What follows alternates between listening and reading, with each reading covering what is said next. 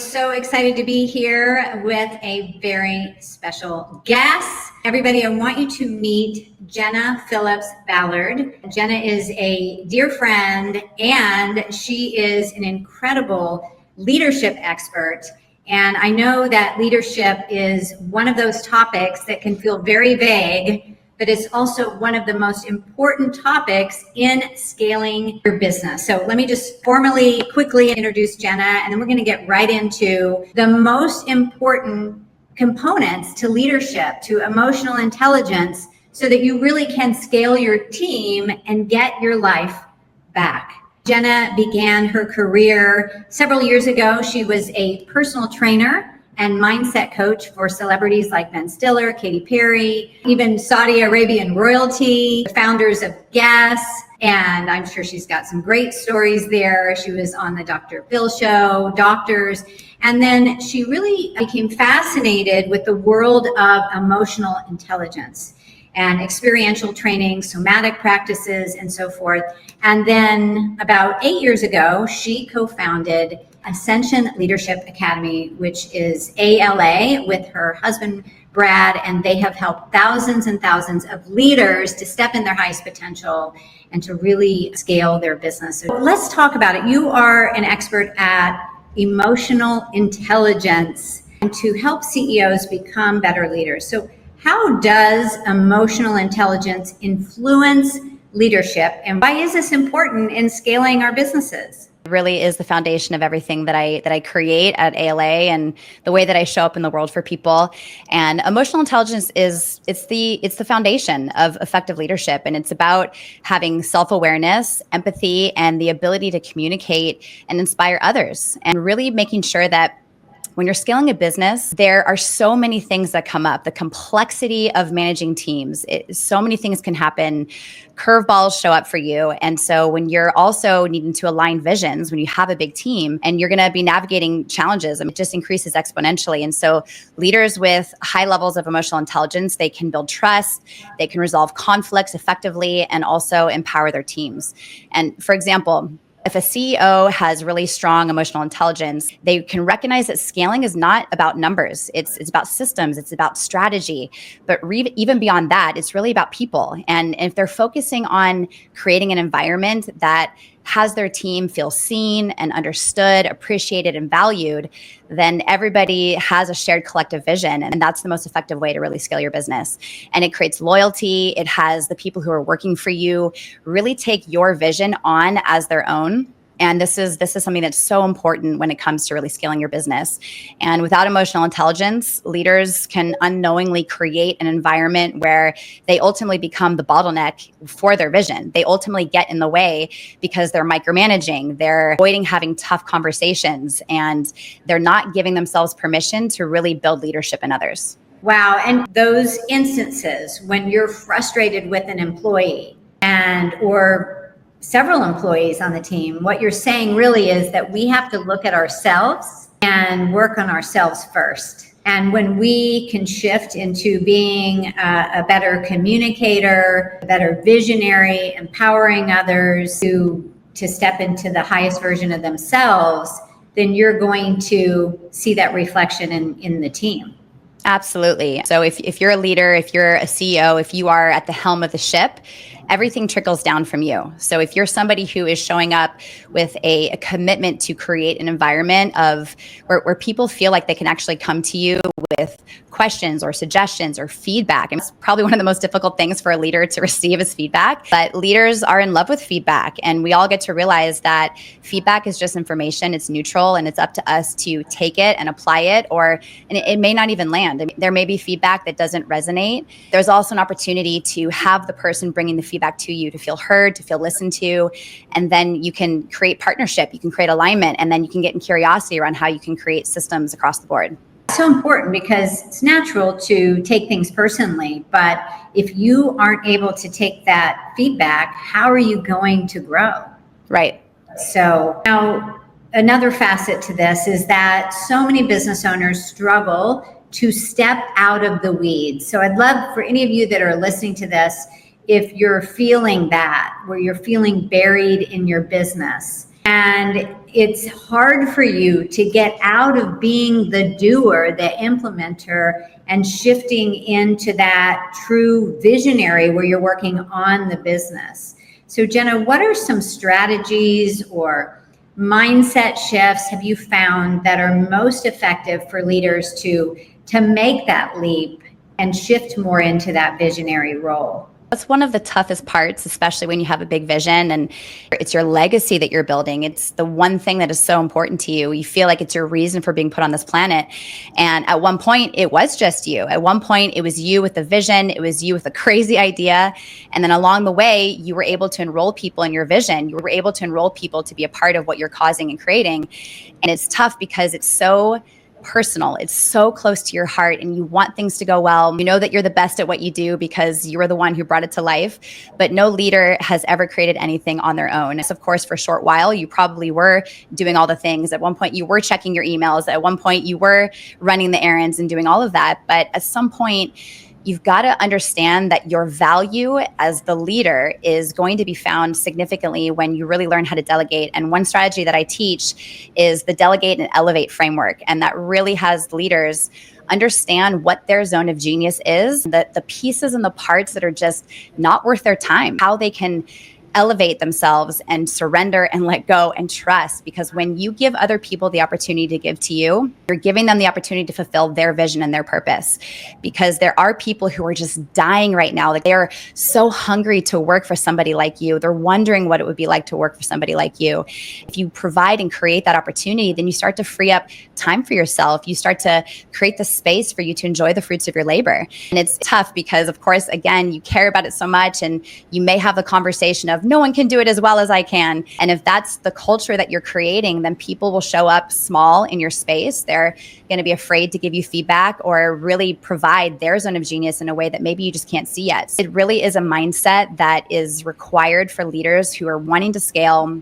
They're wanting to make sure that what happens with a level of excellence, but that's also your responsibility to not only ensure that excellence is one of your standards, it's the moral, it's one of the pillars of your business, that you also inspire people to take that on as their own.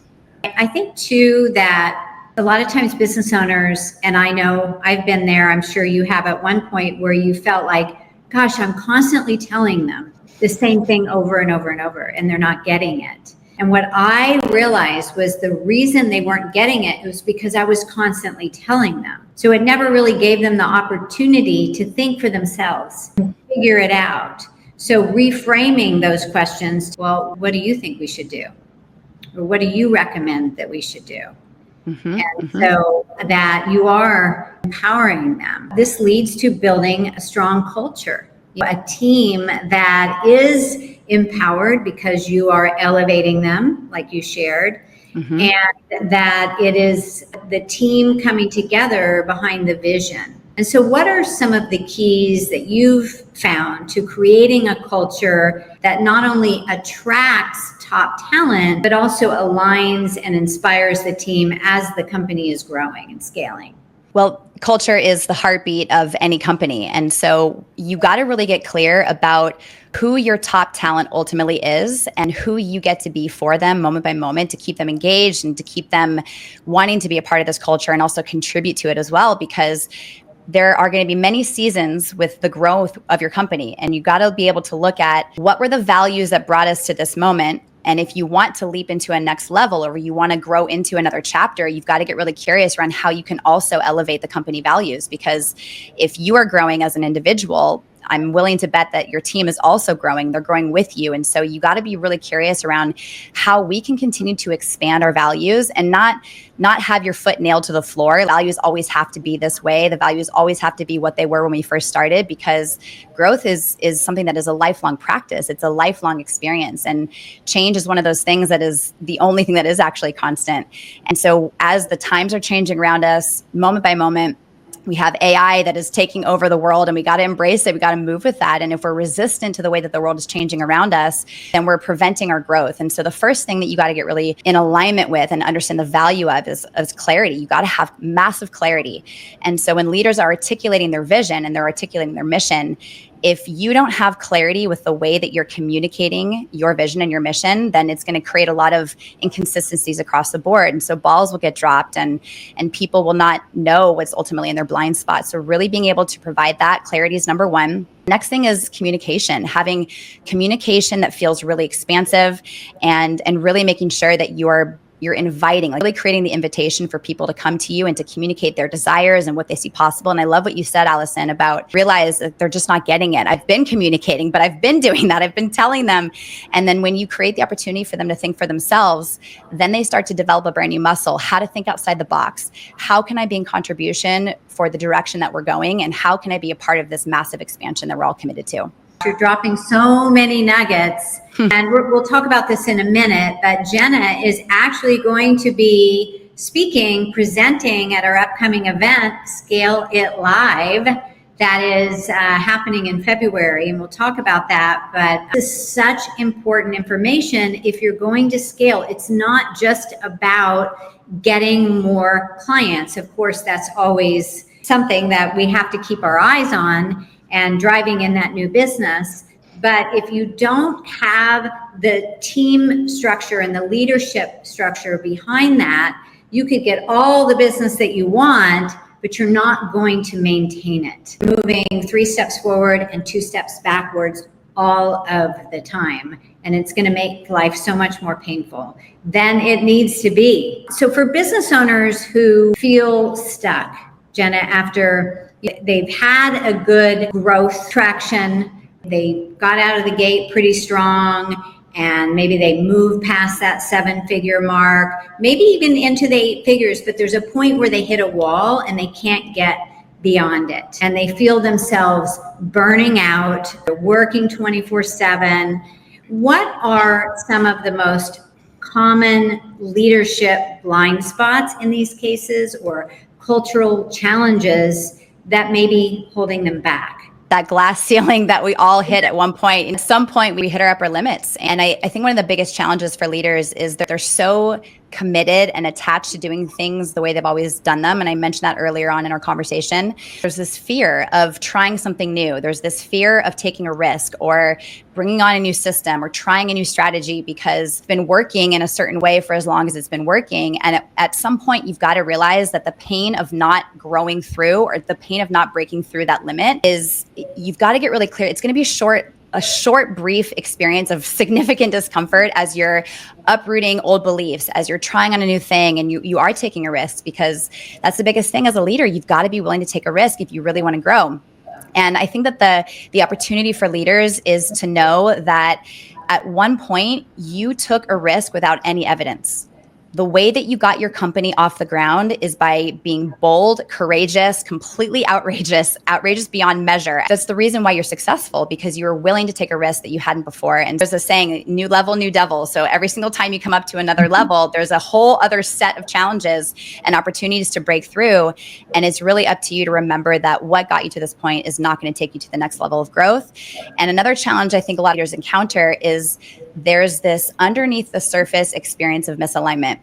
And it could be as simple as the culture is not clear, the vision is not clear, the values are not clear. Maybe you internally have grown, but you've not consistently and adequately conveyed your growth to your team. And so maybe your vision has expanded, but everyone's still operating within the frequency of what used to work and what has always worked. So really, to break through this, leaders got to prioritize self-awareness, because again, everything that you're experiencing is going to trickle down. You are the source of everything that's happening at your business. So if something's not working, you've got to be able to look within and find out how you can be in massive committed action to see what's in your blind spot so that you can bring your vision to a whole new level and really just invite people to be a part of the growth. There are people right now who have great ideas that you've been unwilling to adapt or try on. You hit so many great points here. In the early days, right, it's your vision. You've got the megaphone and you're yelling from the rooftops, but there is a transition that has to happen to move it from, let's say, the Jenna vision to the team or the company vision. And so that they can contribute to that and really own it.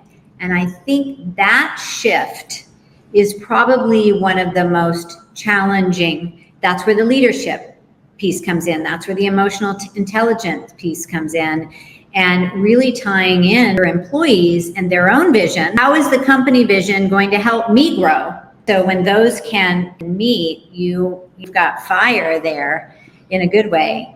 And if you're thinking about attending Scale It Live, you'll be excited to know that Jenna is going to be speaking and going deeper into some of these topics that we're talking about right now. So Jenna, we're so excited that you're going to be there. I cannot wait. I'm thrilled that I get to be there because, of course, I love you dearly. You're an incredible human, leader, friend, and to be able to support your tribe and your community in a way where they get to realize that the only thing that's going to stand in their way is a small, tiny limiting belief. It's so small. It's so subtle. The belief is that we need to do such deep, hard transformational work to create massive changes, and that's not true. And I'm excited to really be able to provide that concept to people, that it really can be a subtle shift that creates sustainable transformation. So for those of you, you're here, you really just want to be here. There is that internal shift that's going to happen. Jenna's going to share all the strategies around that. If you haven't checked out the event, go to scaleitlive.com. And what is so great about this event is that we are going to have some of the top business experts in the world, like Jenna. And this is a get to work event. This is not just to sit back and passively be entertained.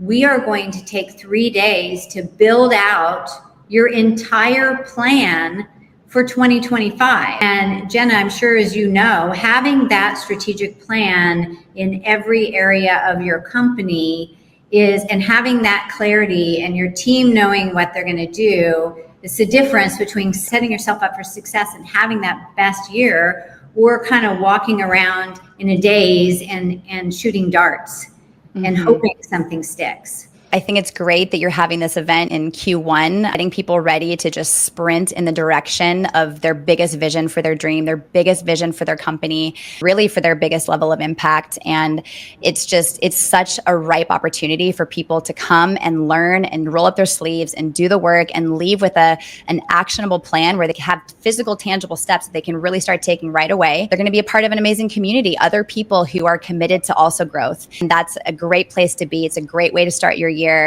Whatever you're doing, if you have a mountain in the way, move that mountain. Make sure that you come to this event, and I cannot wait to meet you all. It's going to be the thing that is going to be the big shifter for you. And if you got to the end of this year and you're like, this did not land, it did not align up with the vision that I had set in January this year, well, it's because you need that scale plan in place. We're going to give you all the tools. We're going to build out your org chart for the year, your team managed company plan, your marketing and sales blueprint, so many things. And you're also going to be surrounded with a lot of high-level CEOs from all over the world, hundreds and hundreds of CEOs in the 7 and 8, multiple 8 figures in their business.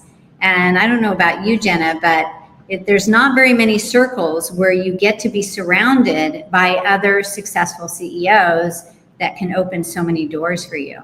This is one of those once in a lifetime opportunities to be surrounded by a tribe of other people who are vibing at that frequency. And if you feel like you are the strongest one in your circle, it's time to find a new circle. So make sure that you are up leveling, that you're creating new doors for yourself, and stepping into this door for that event is going to open up countless doors for you. You don't even know the kind of connections you're going to make there. So make sure you come. Yes, definitely. And I can't wait to see you there, Jenna. And thank you so much for sharing all of this wisdom on leadership. I cannot wait to learn from you myself and see all that you are bringing to Scale It Live. So thank you for coming on here today. I really enjoyed it. And for those of you listening, this feels like it's calling you, then go ahead and register now, because the event is already selling out. It's February 13th to the 15th in Pasadena. You can get all the information at scaleitlive.com. Thank you, Allison. Jenna. Bye, everybody. Bye.